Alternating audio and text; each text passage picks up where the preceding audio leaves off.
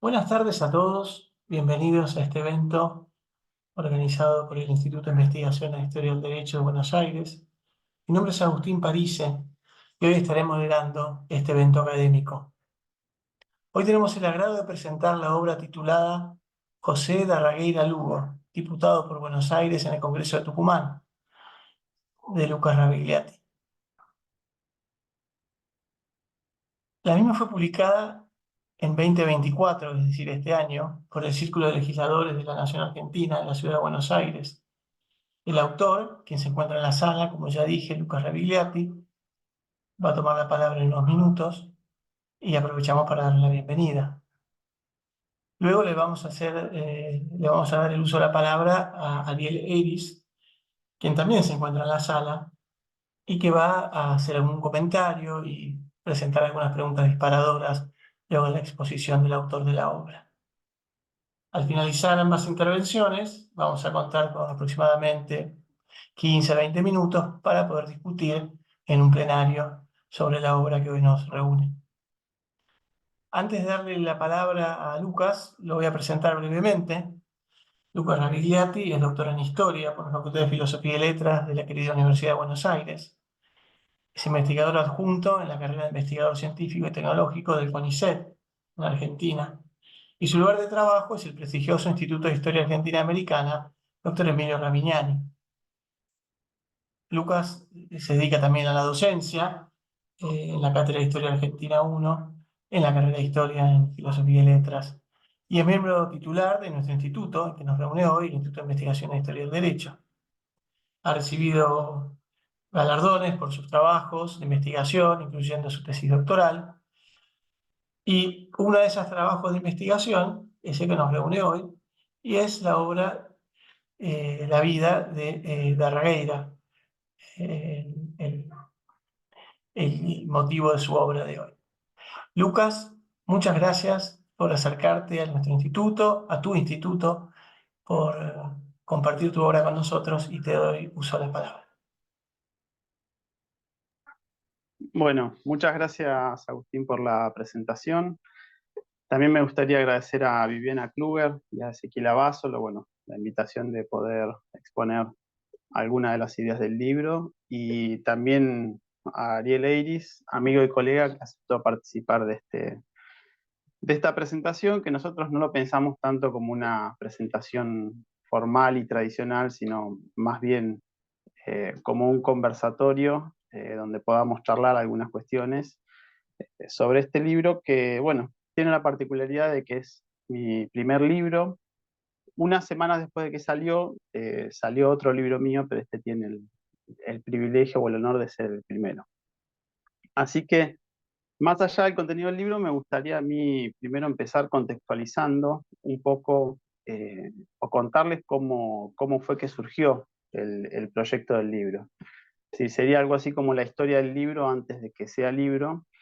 Y bueno, el libro es parte de una colección denominada Los Diputados de la Independencia, con muchos tomos que empezaron a salir allá por el año 2014, cuando se aproximaba el bicentenario de la Declaración de Independencia. Bueno, con el paso de los años fueron saliendo estos tomos. Algunos de los autores de los tomos antecedentes son Abelardo Levalli, Ezequiel Abasolo, Ariel Eiris, que está acá entre nosotros también. Y mi participación en el proyecto surge por una invitación a formar parte de la colección por parte de Agustín Romero, al cual también le quiero agradecer en el año 2019, ya que, digamos, yo entro en lo que sería una especie de segunda camada o segunda parte de la colección, ya que quedaban varias biografías por realizar y bueno, el coordinador de la colección, Agustín Romero, en ese momento se contactó con docentes de carreras de historia de universidades nacionales, en particular de cátedras que fueran de historia argentina colonial y del siglo XIX, es decir, en especialistas en el periodo.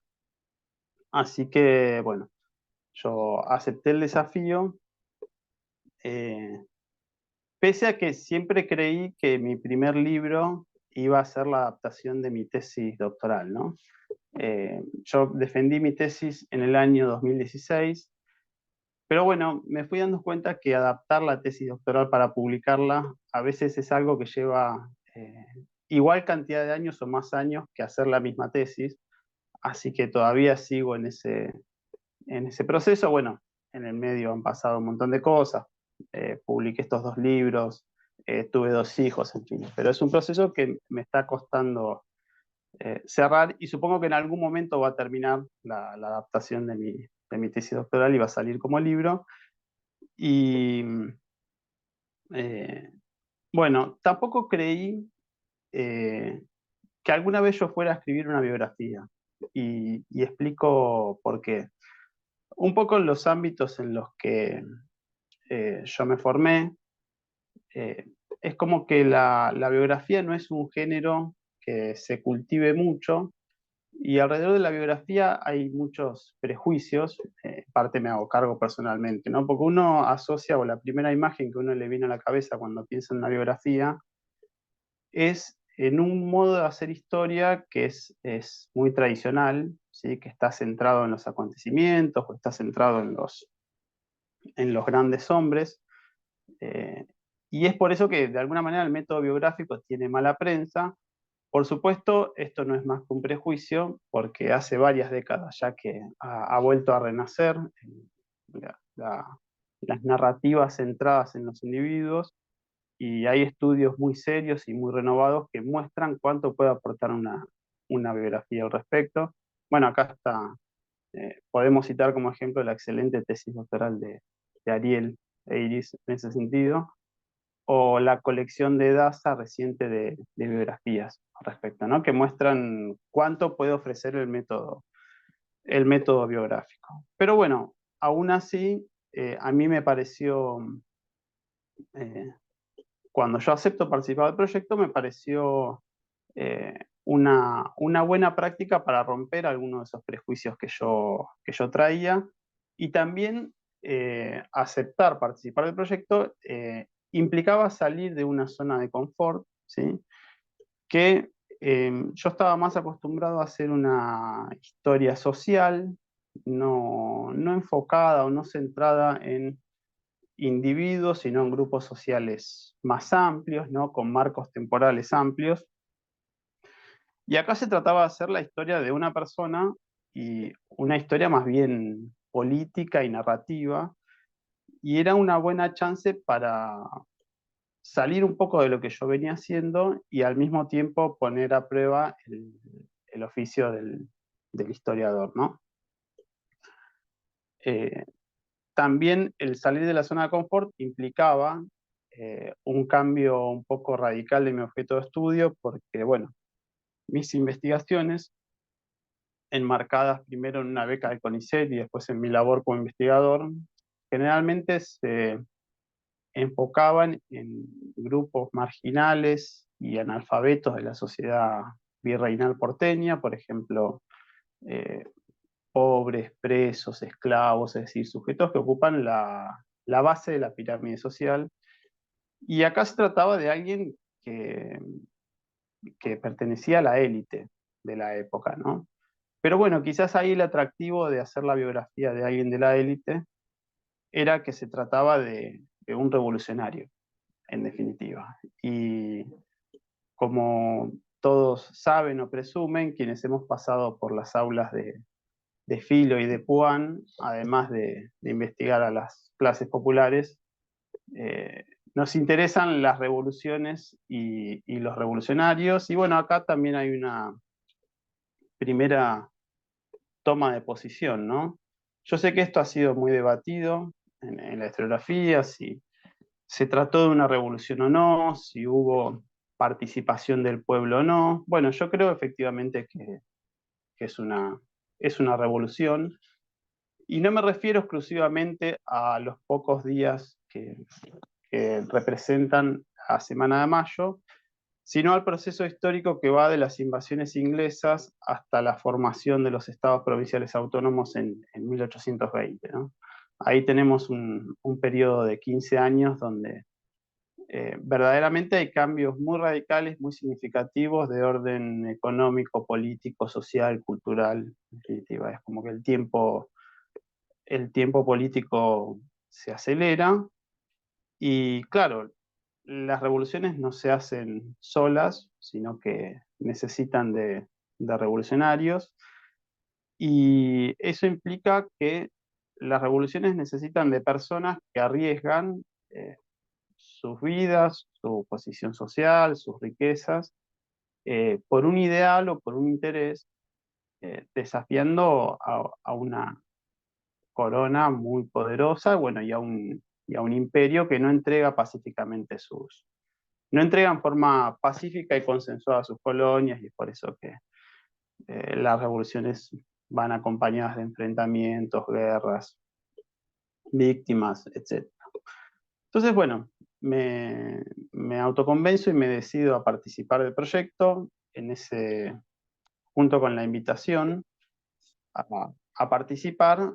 eh, Había, por supuesto, había algunos diputados que habían firmado la Declaración de Independencia que ya habían sido biografiados, pero el siguiente paso era elegir cuáles de los diputados restantes uno iba a encarar la investigación. Y yo lo primero que hice fue descartar aquellos diputados que representaban a las provincias, porque por una cuestión de compromisos laborales y familiares no estaba en condiciones de viajar a los archivos provinciales. ¿Sí? Entonces, yo resido en Buenos Aires, eh, me convencí de que tenía que ser un diputado que represente a Buenos Aires, Puta, qué y de los toca. diputados que faltaban biografiar, eh, ahí me están escuchando bien, ¿no? Sí. Sí, se te escucha muy bien. Tuve que apagar el micrófono a un asistente porque se había abierto el Ah, micrófono. Pero perfecto, está gracias bien, por consultar. no hay problema. Entonces, claro, entre los diputados que quedaban por biografiar, había dos, estaba Juan José Paso y José de Arregueira Lugo, uno de los cuales me sonaba mucho y el otro no me sonaba tanto. Claro, el que me sonaba era Juan José Paso y no era raro que me resultara muy familiar porque, bueno, como ustedes saben, Paso es una figura muy reconocida, con una trayectoria pública muy extensa, ¿sí? La resumo brevemente. Formó parte de la primera junta, antes había formado parte del Cabildo Abierto de 1806, después formó parte de, bueno, la primera junta, la Junta Grande, primer triunvirato, segundo triunvirato, misiones diplomáticas, el Congreso de 1816 de la Sala de Representantes, del Congreso del 24, del Senado Consultivo durante la gobernación de Viamonte. Es decir, Paso tenía una trayectoria política muy significativa, muy extensa, vivió 75 años y tenía una particular habilidad para que los cambios de gobierno no lo afecten, ¿no? Uno ve que asume un nuevo gobierno, desplaza a todos los integrantes de los gobiernos anteriores y Paso es el único que permanece. Y bueno, Gabriel Di Meglio tiene una teoría al respecto. Él dice que Paso tenía un séquito, un grupo de apoyo plebeyo que lograba presionar eh, para que él pudiera permanecer en el poder pese a los cambios de gobierno, ideología y de facciones que experimenta el gobierno revolucionario. Además, sobre Paso se habían escrito muchas biografías, entonces a primera vista el esfuerzo que yo pensaba que iba a tener que hacer con Paso no solamente iba a ser muy grande, sino que además pensaba que iba a ser más difícil que yo pudiera decir algo original si ya se habían escrito algunas obras, sin haberlas leído igualmente. Eh, por suerte, eh, negué de plano la idea de hacer la biografía de Paso y la hizo un amigo y colega, también Cristian Poxinok, que ha hecho un libro maravilloso, una biografía muy interesante y muy sistemática en cuanto a los archivos que revisó sobre Paso. Y el otro era de Regueira, ¿sí? Con lo cual, bueno, nosotros, como yo digo en la introducción, sabemos que hay muchas ciudades de la Argentina que tienen el apellido de Regueira, también una ciudad de la provincia de Buenos Aires, pero sobre Darregueira no pude encontrar que se hubiera escrito un libro sobre él. Y la contribución académica más significativa o que de alguna manera rastrea los aspectos más importantes de su trayectoria eran un artículo que había sido escrito en 1945, es decir, hacía 75 años. Con lo cual, bueno, ahí había un vacío por aprovechar. Ese artículo citaba algunos documentos y pensé que en ese sentido podía yo llegar a hacer algún aporte al hacer la biografía de Darregueira, que ahí el aporte podía estar dado o por encontrar nuevos documentos que iluminaran aspectos de su trayectoria que no hubieran sido abordados con anterioridad, o por el contrario, podían estar dados por una reinterpretación o relectura de textos que ya habían sido analizados, pero con otras preguntas o con otro enfoque, ¿sí? Nosotros, los historiadores, decimos que los documentos no hablan por sí solos, sino que los documentos hay que formularles preguntas y estaba claro que yo en el 2020 eran muy distintas las preguntas que podía hacerle a los documentos que las que se le habían hecho a mediados del siglo XX, ¿sí? Entonces, por ejemplo, en muchos diccionarios biográficos aparece la afirmación de que Darregueira es peruano porque nació en Lima, pero bueno, Perú como país no existe en la época. Sí podemos decir que Lima forma parte del virreinato del Perú, pero forma parte del virreinato del Perú al igual que Buenos Aires, hasta 1776. Entonces, algunas de las aproximaciones muy secundarias y superficiales que había habido a la vida de Regueira, a veces cometían algunos anacronismos. Pero claro, eh, uno puede decir hoy en día que eran anacronismos por el inmenso desarrollo que ha tenido la historiografía argentina en las últimas décadas, y en este aspecto en particular me refiero a los estudios de José Carlos Chiaramonte.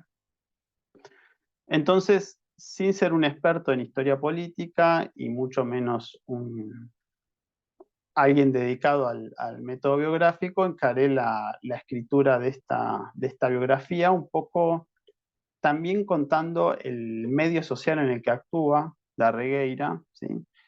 Y un poco, por momentos se podría decir que mi recorrido, mi análisis por las diferentes etapas por las que atraviesa Darregueira son una especie de excusa también para hablar de la época y de la sociedad en la cual él se inserta y cómo tiene que intervenir en los principales conflictos del periodo. Entonces,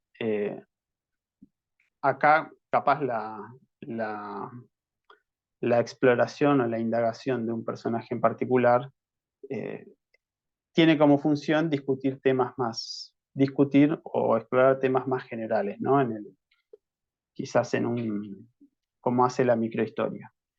Así que un poco la pregunta que recorre el libro o la preocupación que intenta responder es cómo un letrado colonial que se ha insertado exitosamente en la sociedad porteña después de, bueno, un periplo importante por algunas otras ciudades, alguien que ha formado familia, que se ha integrado a la elite, eh, de repente pasa de ser un letrado colonial a ser un dirigente revolucionario y cómo interviene en los conflictos civiles del periodo hasta que va a fallecer. Un poco esa fue la intención de mi recorrido y de mi investigación sobre lo que fue la vida de Darregueira. Así que bueno, ahora Ariel puede decir si logré responder esa pregunta o no.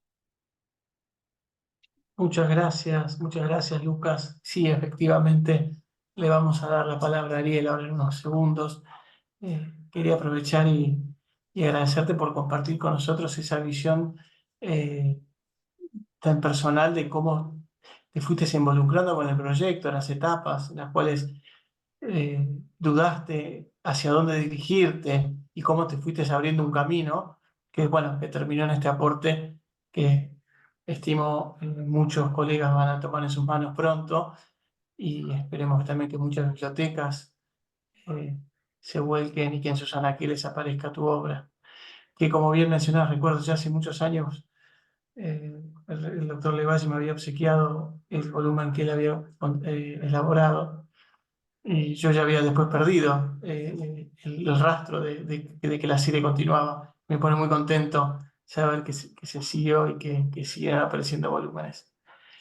Lucas, ahora le voy a dar la palabra al doctor Ariel Ennis, doctor en Historia, profesor en Historia y licenciado en Historia y miembro de nuestro Instituto de Investigación en Historia del Derecho, un, un pilar fundamental de las jornadas de Historia del Derecho, estando en las jornadas como miembro del comité organizador ya en varias oportunidades y en las que nos va a reunir ahora en La Plata solo en 2 semanas.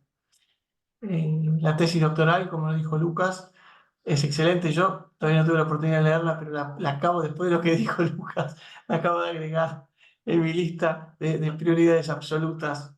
Invito a la gente también a que se acerque a los trabajos de Ariel e Iris. Ariel su lugar de trabajo es la Universidad Católica Argentina, el Instituto de Investigaciones de la Facultad de Ciencias Sociales, de donde muy activamente se dedica a la investigación. Ariel, es un placer tenerte nuevamente en estas reuniones de trabajo. Te agradecemos la deferencia de acercarte y de contarnos tu experiencia con la obra de Lucas. Te doy el uso de la palabra. Gracias. Muchas gracias por la invitación, gracias al Instituto y particularmente a Lucas por haberme adelantado su libro. Libro con el cual estoy un poco familiarizado con esa cocina que recién comentaba Lucas, porque yo había colaborado con una de las primeras biografías de Corro y como recién decía Agustín, había lamentado que el proyecto no hubiera terminado de hacer todas las biografías previstas y es una alegría que Lucas se haya sumado. Como recién comentaban, yo hice una tesis doctoral sobre otro hombre de la Revolución de Mayo, otro letrado, en este caso Agrelo, que no está en el Congreso de Tucumán, más bien está enfrentado al Congreso de Tucumán. Y desde ahí entonces tengo una lectura sobre la importancia de reconstruir las trayectorias de este tipo de figuras. Uno, precisamente, como decía Lucas, se forma desde distintas perspectivas historiográficas donde se encuentra la importancia del estudio de lo social, de los grupos, pero dentro de esos grupos hay particularidades justamente de estos individuos cuyas trayectorias, cuyas individualidades marcan tamices, marcan grises, marcan complejidades y al mismo tiempo permiten bajar a cierto terreno concreto ciertas cuestiones que a veces se dicen desde lo teórico, desde lo general, y se pueden ver ahora vividas, transitadas por este tipo de personas que están en una época de cambio, que están formados de una manera determinada, en un orden determinado, el orden virreinal, que han logrado incluso ingresar a la élite, son dirigentes de la élite formados como letrados, y un día ese orden que ellos conocían y que integraban estalló. Advino la Revolución de Mayo, advino todo el proceso que, como bien decía Lucas, conlleva esa revolución. No es simplemente un acontecimiento o una jornada, estamos hablando de un proceso del cual ellos van a ser parte. Y desde ahí entonces tuve mucho interés en leer la biografía de Darregueira, que por cierto es una figura que conocía de nombre, pero que desconocía realmente en sus acciones y en su presencia en determinados espacios. Y ahí uno puede encontrarse el perfil de historiador social de la justicia que tiene Lucas.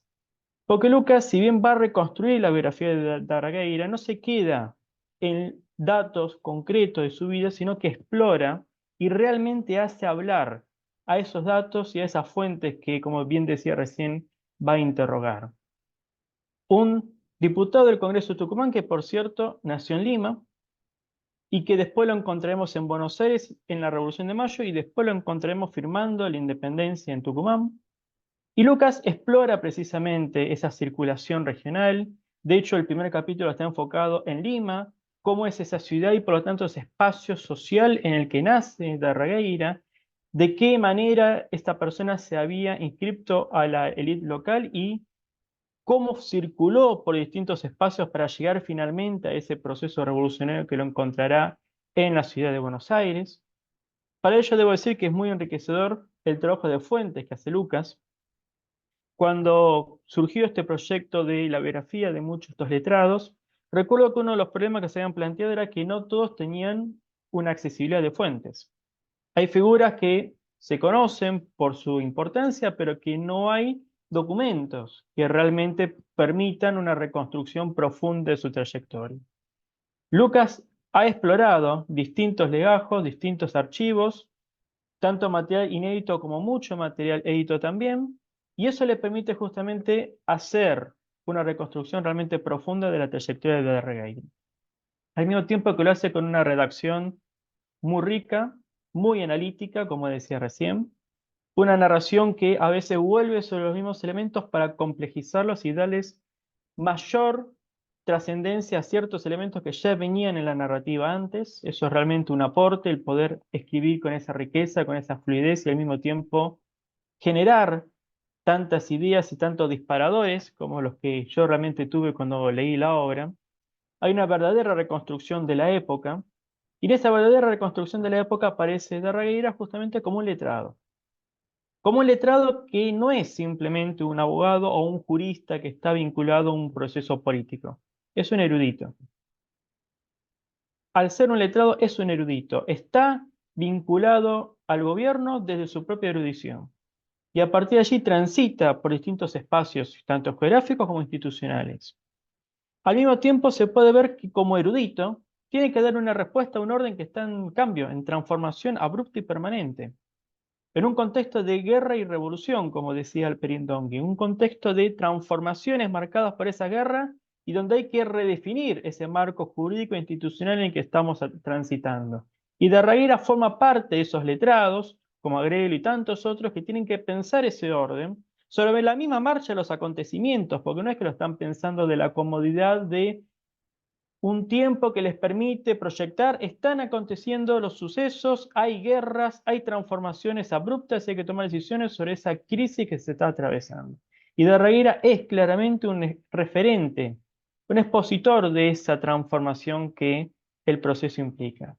Por eso, como decía, leer esa biografía permite entender muchos de esos aspectos que uno ve desde lo teórico, desde lo general, pero ahora observarlos en la vida, en la individualidad, donde por cierto hay un esfuerzo personal, hay incluso situaciones de exilio, hay ahí una serie de cuestiones que implican que justamente hay un sacrificio, por así decirlo, de este tipo de figuras en el marco de estas transformaciones que están aconteciendo y los están precisamente interpelando.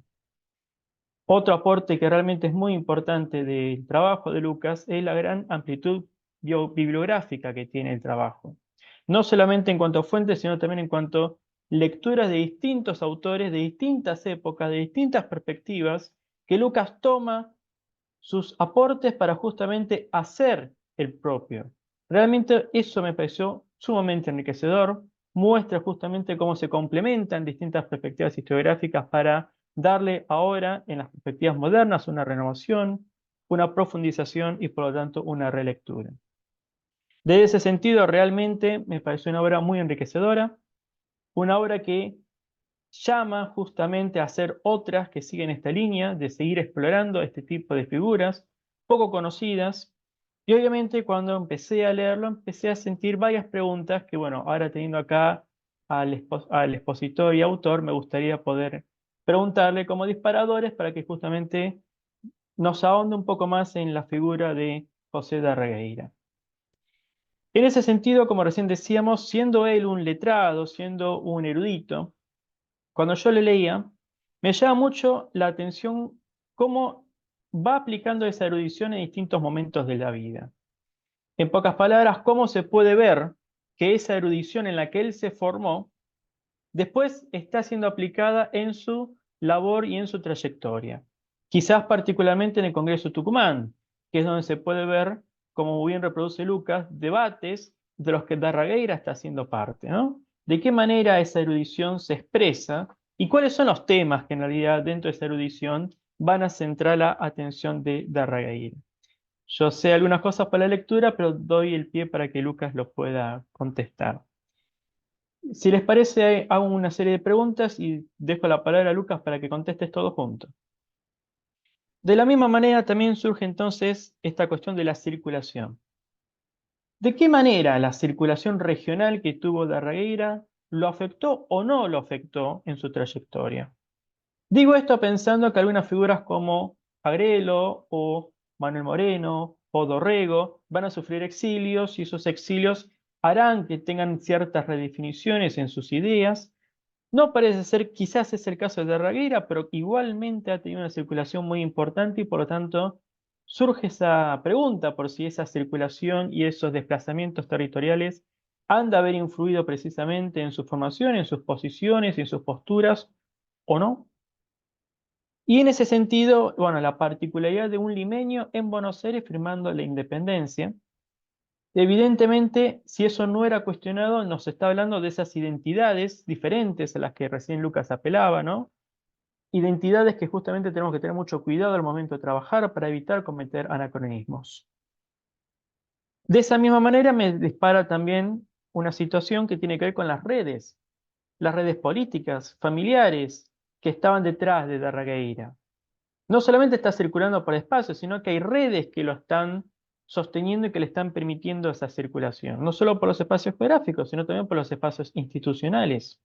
¿Qué vínculos son los que le permiten estar presente? Como bien decía Lucas, Paso podrá tener el apoyo de cierto sector social que su familia movilizaba. Darregueira no parece ser el caso. ¿Qué vínculos tiene? ¿Qué redes integra? Dentro de ese aspecto, entonces, finalmente, una cuestión que es de alguna manera particular de todas estas figuras, su pragmatismo. Un español que es funcionario del orden colonial, criollo, pero funcionario de ese orden colonial, ahora se convierte en un revolucionario. Y dentro de la revolución transita por distintas identidades. Es un sabedrista, luego termina integrando otros espacios hasta concluir en el Congreso de Tucumán. ¿De qué manera ese pragmatismo precisamente va unido a esa erudición? Como dos facetas casi de la particularidad de estos letrados, hombres de erudición, de amplio saber, pero también de un pragmatismo político total que les permite justamente adaptarse a esas transformaciones, pero también dar una respuesta, ¿no? Dar una respuesta desde lo jurídico, dar una respuesta desde lo institucional a ese orden que precisamente se estaba transformando. Finalmente, la pregunta final sería entonces, ¿cuál fue ese proyecto quizás que Darregueira aspiraba o que pensaba en ese Congreso de Tucumán, que por cierto no logrará saber lo que pasó por su temprana muerte? Son solo algunos disparadores, Lucas. Bueno, Muchas muchas gracias, gracias, Ariel. Ariel, Muchas gracias, Ariel.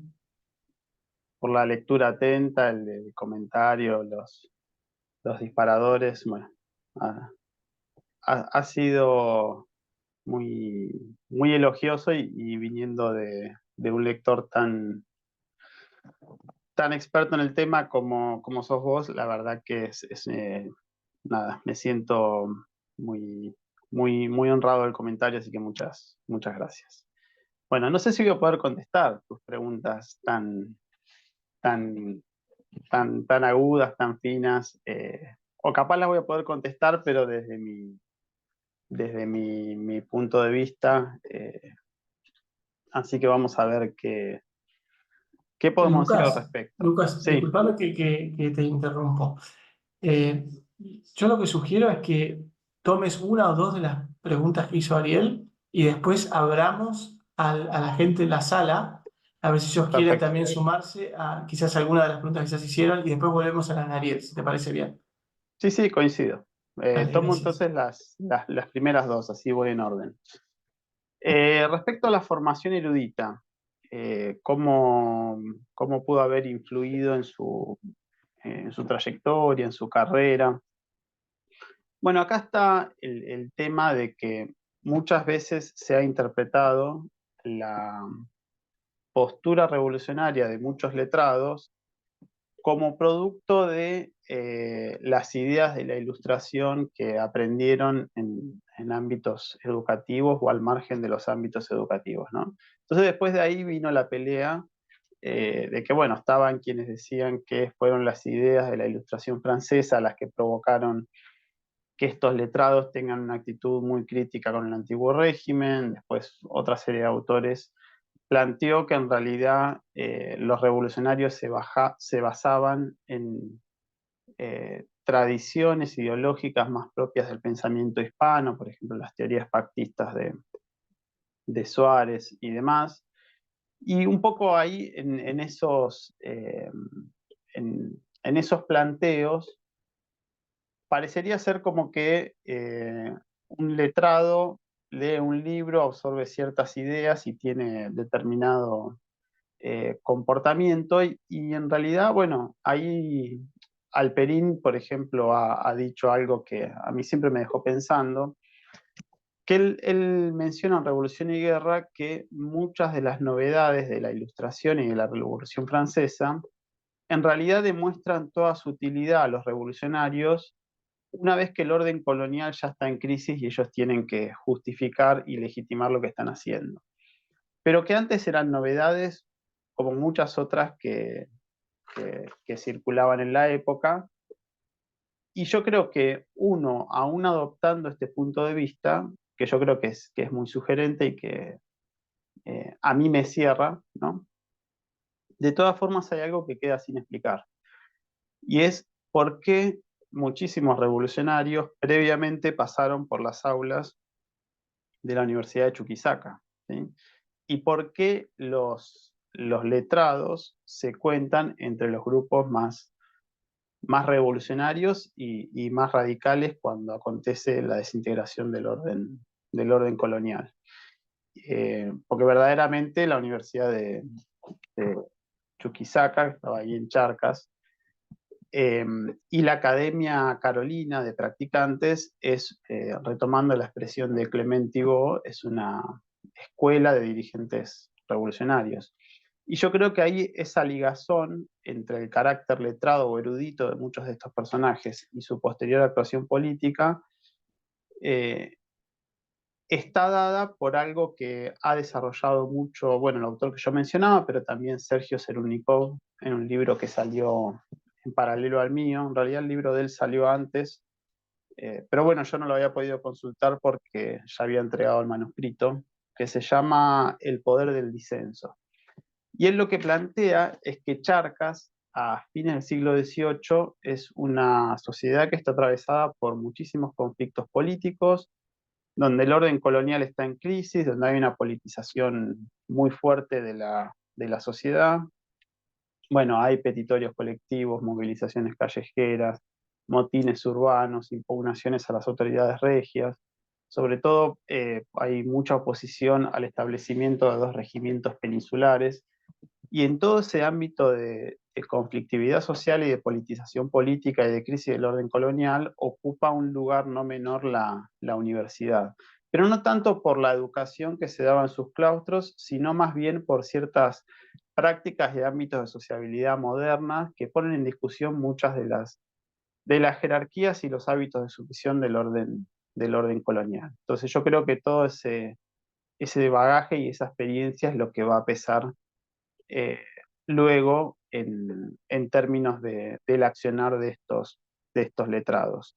Y sí, Darregueira circula mucho porque vive sus primeros 10 años en Lima, después va a Buenos Aires, después pasa unos años en Charcas, después va a Potosí, laboralmente no se va a firmar y después vuelve a Buenos Aires. Y justo cuando parece que encontró la estabilidad para un lugar apacible para pasar el resto de su vida, bueno, acontecen las invasiones inglesas, la invasión napoleónica a España, la destitución del virrey. Y yo creo que eh, el haber vivido, igual esto es una hipótesis mía, ¿no? Pero me parece que el haber vivido en 4 ciudades distintas del Imperio Español en América, y el hecho de que le haya costado tanto progresar y por fin encontrar su lugar en el mundo, seguramente le dio un conocimiento de cómo funcionaba esa sociedad y de los problemas que tenía y de las tensiones que había y de qué cuestiones también se podían mejorar a futuro, ¿no? Y ahí hay un conflicto que me parece que es central, además de su formación erudita y de su carácter de migrante casi permanente, y es que la corona española, en un momento en el cual está favoreciendo o promoviendo la formación intelectual de los criollos en América, ¿sí? Con la fundación de academias carolinas de practicantes y demás, y el establecimiento de estudios en derecho, al mismo tiempo está privando a los criollos de los cargos más apetecibles en las reales audiencias. Entonces, eso es un problema porque se forma mucha gente a la cual después no se le proporciona una ocupación acorde con todo el tiempo que han invertido y con su saber. Y de hecho, los Borbones prefieren a los peninsulares de carrera, marginan a los criollos, y el cargo que tiene la regueira una vez que acontece la destitución del virrey, que es el de juez de la Real Audiencia, es un cargo que con los Borbones seguramente nunca lo hubiera tenido, ¿no? Por esta orientación pro-peninsular de la dinastía reinante en España. Así que, bueno, abro el juego para las demás preguntas y después voy mechando y contestando las otras cosas que me Gracias, Lucas. preguntaste, Gabriel. Muchas gracias. Abro el micrófono para los que quieran hacer algún comentario, alguna pregunta al doctor Ravagliati sobre su exposición. Mientras que Cap- Capaz que en el quedan, chat, ¿no? sí, mientras que veo el chat también, por ahora no hay preguntas en el chat. Yo lo que quería mencionar, mientras que le damos tiempo a los que están sumándose hoy, es la idea esta de las biografías de actores primarios y secundarios, que en el área del derecho está creciendo mucho. Y el actor secundario, hay dos posibilidades. Puede ser secundario porque la historiografía le dio ese rol, o puede ser secundario porque en los hechos tomó un papel más secundario, digamos, el típico caso de una mujer, que por una cuestión social estaba en las sombras, ¿no? En algún momento. Entonces, me parece que hay mucho valor en estudiar estos personajes, tanto primarios como secundarios, y su interacción, y cuestionar ese rol de primario o secundario, y mucho a través de las redes, como decía Ariel. Las redes son fundamentales para ver efectivamente ese rol primario o secundario. Porque muchas veces alguien que nos parece secundario, quizá cuando vemos la red y su lugar en la red, no era ningún secundario, al contrario, digamos, quizás conscientemente tomaba una distancia y desde atrás tomaba un rol más primario. Pero bueno, era una reflexión para agregar que, en efecto, como decía Lucas al principio, las biografías durante mucho tiempo no fueron, digamos, bien vistas, pero especialmente en el área de la historia y del derecho, hay muchos trabajos eh, biográficos que están eh, tomando mucha fuerza. Se han hecho estudios muy recientes de distintos actores, tanto primarios y secundarios, en la historia del derecho, que están ganando mucho protagonismo. Era una reflexión, Lucas. Bueno, agrego un comentario a tu reflexión y de paso le contesto otra de las preguntas a Ariel. Sí, el tema de las redes para mí es importantísimo. Bueno, en el caso de la disciplina histórica hay toda una tendencia que es metodológica, que es el análisis de redes. Yo tampoco soy un especialista en redes y tengo entendido que para practicarlo es necesario contar con determinada cantidad de fuentes, sobre todo en el antiguo régimen, donde son muy importantes las cartas, ¿no? Porque eso permite ver cuáles son los nexos entre los distintos individuos. Y sí, coincido con vos, Agustín, de que efectivamente el análisis de redes permite ver la centralidad de ciertos personajes cuando otro tipo de análisis no te lo permite. En el caso de Darregueira hay un tema y es que es la escasez de fuentes. Sí, se conservan dos corpus de cartas. Uno es las cartas que le envía a su esposa cuando está desterrado en Luján, y otras son las cartas que le envía a Guido mientras está reunido en el Congreso de Tucumán. Es decir, que hacer un análisis de redes tan sofisticado como se suele hacer, en este caso no es tan posible, pero sí se pueden hacer ciertas inferencias, y del recorrido que yo hice pude identificar a grandes rasgos dos redes que no están completamente separadas, sino que se solapan. Y una es la red de contactos que él va formando a partir de su educación y de su participación en distintos ámbitos educativos. Es decir, no es casual que cuando se establece como abogado privado en Buenos Aires forme un estudio jurídico con Anastasio Echevarría, creo que es alguien que había sido compañero de él en distintas instituciones educativas. Pero las redes sociales más importantes de su trayectoria claramente se las proporcionan su casamiento con María Antonia de Luca y Patrón, ¿sí? Que era, era la hija de un matrimonio muy distinguido, de un comerciante y de una cabalada criolla, que va a tener, bueno, hermanos y primos también muy notables: Esteban de Luca. Después otro primo de ella es Matías Patrón. Y algo del tema de las redes se puede ver, por ejemplo, al ver los nombres de quiénes son los padrinos de los hijos de las actas de bautismo. Y ahí se puede ver, por ejemplo, que los padrinos de los hijos de la Regueira son Tomás Guido, Miguel Riglos, Ildefonso Paso, hermano de Juan José Paso. Es decir, que efectivamente el matrimonio de él con esta persona le proporciona un ingreso y una aceptación de la élite porteña de la época. Entonces después, cuando el orden colonial entre en crisis, no es casual que Darregueira esté sindicado en algunos testimonios como el que participa de las reuniones de conspiradores, entre comillas, o de personas que debaten distintas alternativas sobre qué hacer ante la crisis del orden colonial, digo, entre 1808 y 1810. Así que nada, ese comentario quería hacer. Muchas gracias, Lucas. Aprovecho antes de que saltes a la próxima pregunta de Ariel, porque Leandro Sergio Túa presentó una pregunta en el chat, y básicamente la pregunta es: ¿la genealogía es la disciplina que más aporta a estos estudios? Esa es la pregunta que nos hace Leandro. Eh, no sé si la que más aporta, pero yo creo que sí, que aporta, ¿no? No sé si establecería alguna jerarquía de disciplinas, o establecería la primacía de alguna sobre otra. Pero sí, en este caso, la genealogía yo creo que es importante, que aporta mucho. De hecho, hay un volumen de la revista de estudios genealógicos sobre los hombres de Mayo, que recopila datos biográficos de absolutamente todas las personas que participaron del Cabildo Abierto del 22 de mayo de 1810, y es muy útil y es muy bueno, ¿no? Para ver tendencias y demás.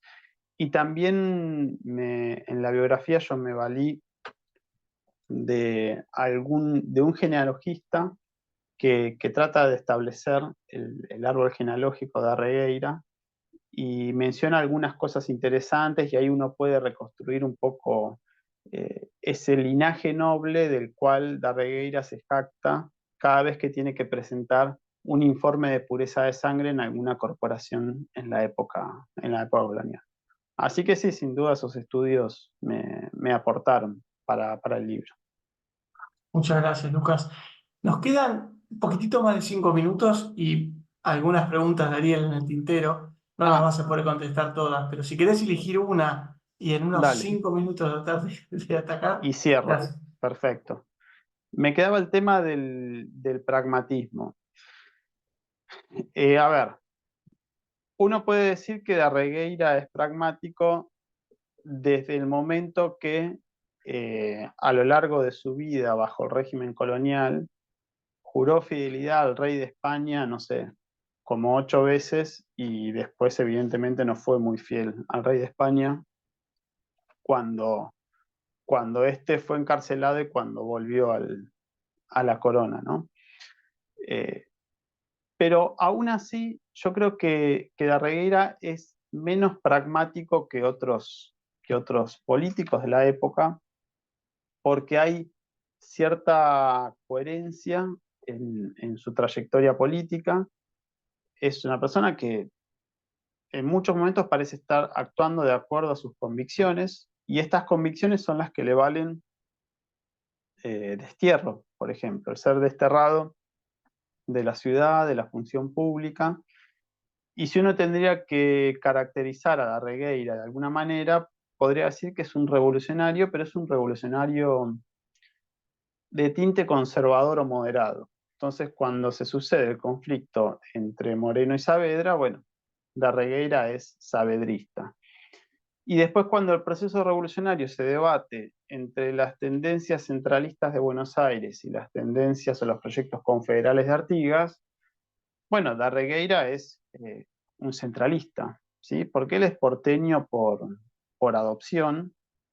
Entonces es muy gracioso cómo se refiere todo el tiempo a Buenos Aires, ¿no? Buenos Aires es la heroica capital, la gran capital, heroico pueblo, gran ciudad.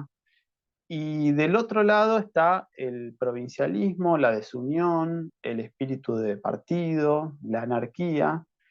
Y en las cartas que Darregueira le envía a Tomás Guido mientras está reunido en el Congreso de Tucumán, es bien claro, él es un porteño radicalizado que cree, primero, que pone en un mismo plano a Artigas y a Güemes, los descalifica y cree que son anarquistas y separatistas, ¿no? Cuando en realidad esa descripción no se ajusta del todo a la realidad. Bueno, Güemes, el rol que ha cumplido en sostener el avance realista en el norte y en garantizar así que el cruce sanmartiniano por los Andes sea una realidad es muy significativa, pero a su vez también Artigas evidencia en muchos documentos la voluntad de formar parte de las provincias unidas en Sudamérica, de ser parte del Río de la Plata.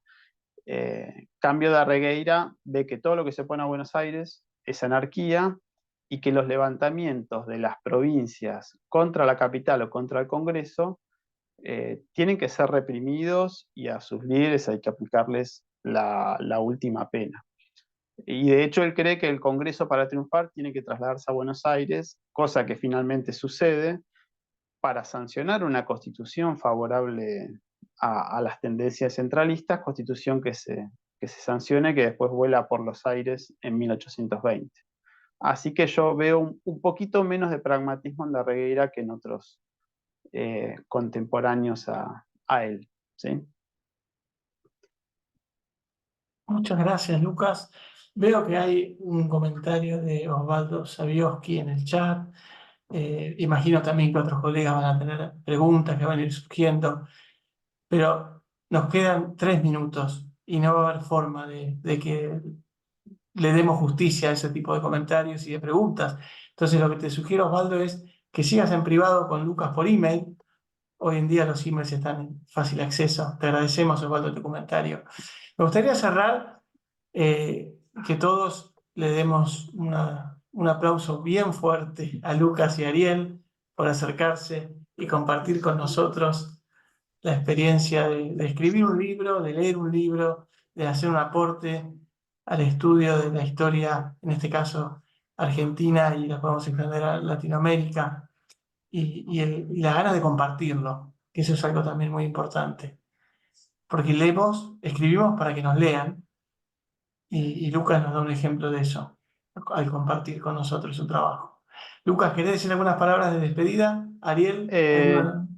Nada, muchas gracias, bueno, a vos, a Ariel, a quienes se conectaron para poder escuchar y hacer preguntas, así que nada, gracias a todos por permitirme el espacio para hablar del libro y de algunas de las ideas que expongo ahí. Gracias, Lucas. Ariel. Muchas gracias, Lucas, Agustín y al Instituto en general por el espacio y realmente los invito a leer el libro que vale mucho la pena, es muy enriquecedor. Muchas gracias a todos. De esta Bueno, forma damos cierre a este acto académico. Buenas tardes, buenas noches. muchas gracias.